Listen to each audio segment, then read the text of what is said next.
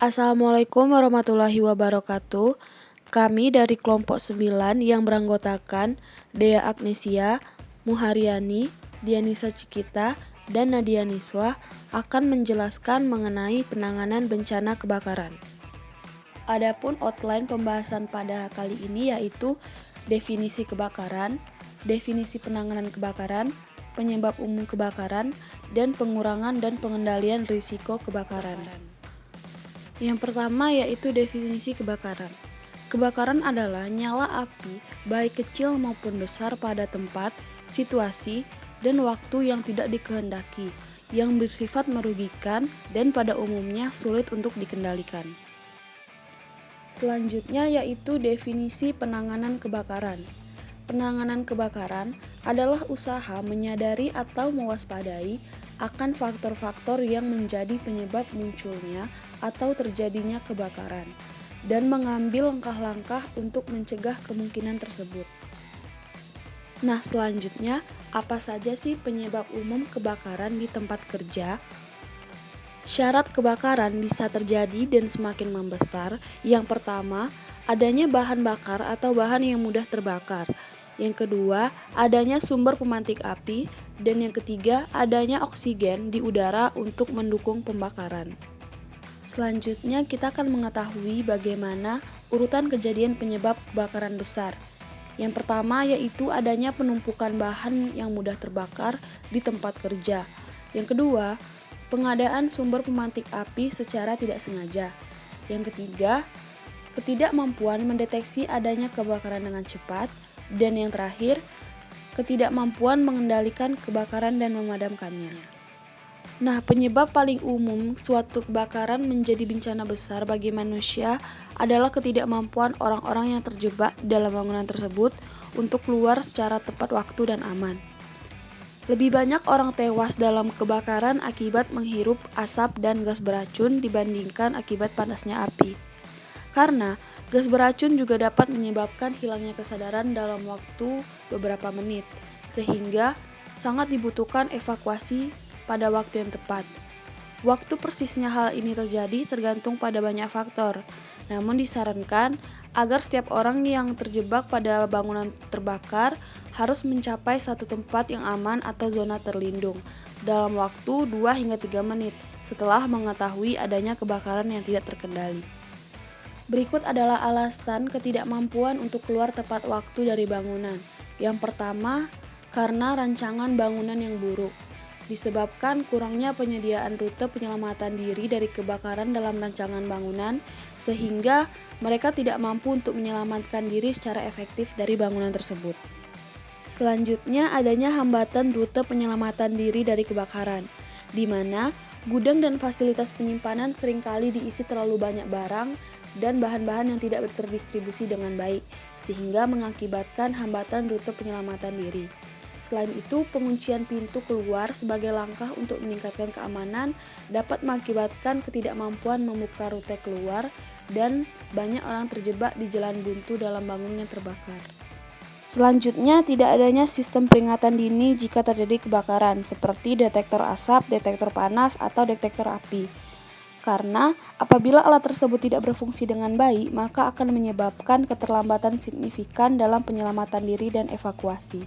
Dan yang terakhir, tidak adanya prosedur darurat, tidak adanya pelatihan tentang prosedur tersebut, dan tidak adanya praktik rutin prosedur tersebut. Selanjutnya yaitu pengurangan dan pengendalian risiko kebakaran. Dalam rangka mengurangi risiko kebakaran yang efektif, maka diperlukan pengangkatan seorang manajer yang bertanggung jawab atas manajemen kebakaran dan membuat rencana kebakaran. Serta pada setiap area bangunan harus memiliki pengawas kebakaran yang bertanggung jawab membantu manajer kebakaran dalam melaksanakan perencana kebakaran. Yang kedua, melakukan pemeriksaan tempat kerja mingguan. Yang ketiga, memastikan semua orang yang telah menyelamatkan diri dari area saat keadaan darurat. Yang keempat, memantau pengendalian dan meminimalisir sumber pemantik api dan penggunaan peralatan pemadam kebakaran. Selanjutnya yaitu unsur penting dalam program pengurangan risiko kebakaran.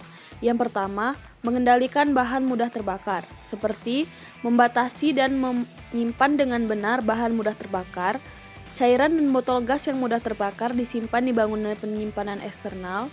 Bahan mudah terbakar tidak boleh disimpan di bawah tangga, berhadapan dengan peralatan pemanas, dekat dengan peralatan listrik, dekat dengan sumber pekerja panas. Dan bahan yang mudah terbakar harus diberi label. Yang kedua, mengurangi potensi pemantik api. Penempatan sumber panas atau pemantik api harus dipertimbangkan terkait dengan lokasi bahan mudah terbakar.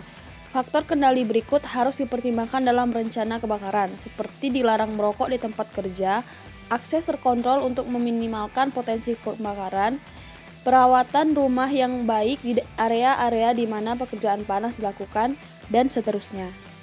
Yang ketiga, identifikasi cepat mengenai terjadinya kebakaran, seperti penyediaan detektor yang terhubung dengan sistem alarm dan peringatan terjadinya kebakaran, serta dapat mendeteksi menggunakan alat bertenaga baterai atau listrik yang dapat mengidentifikasi adanya asap, panas, atau cahaya.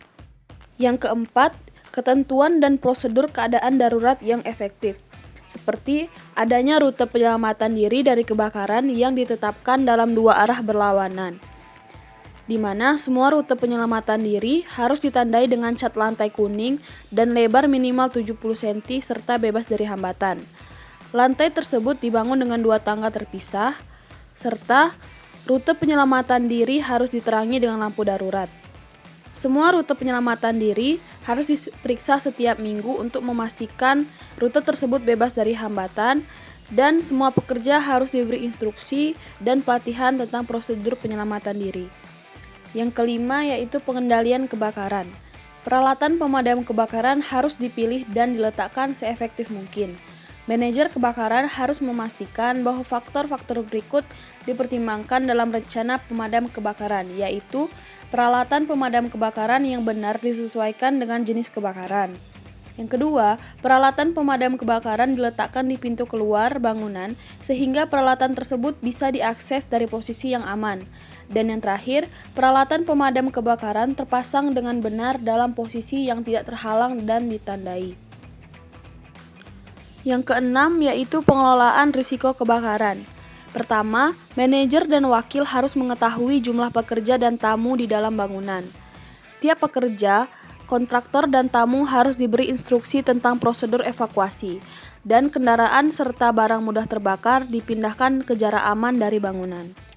Dan yang terakhir, yaitu informasi pelatihan dan pendidikan, di mana pekerja harus diberi pelatihan formal mengenai prosedur keadaan darurat dan pelatihan penyegaran secara rutin, serta semua tamu harus diberi instruksi dan informasi mengenai sistem peringatan alarm kebakaran, rute evakuasi, dan titik kumpul saat kebakaran. Baiklah, sekian presentasi dari kelompok kami. Apabila terdapat kesalahan saya mohon maaf. Kepada Allah saya mohon ampun. Semoga ilmunya bermanfaat. Wabillahi taufiq wal hidayah. Wassalamualaikum warahmatullahi wabarakatuh.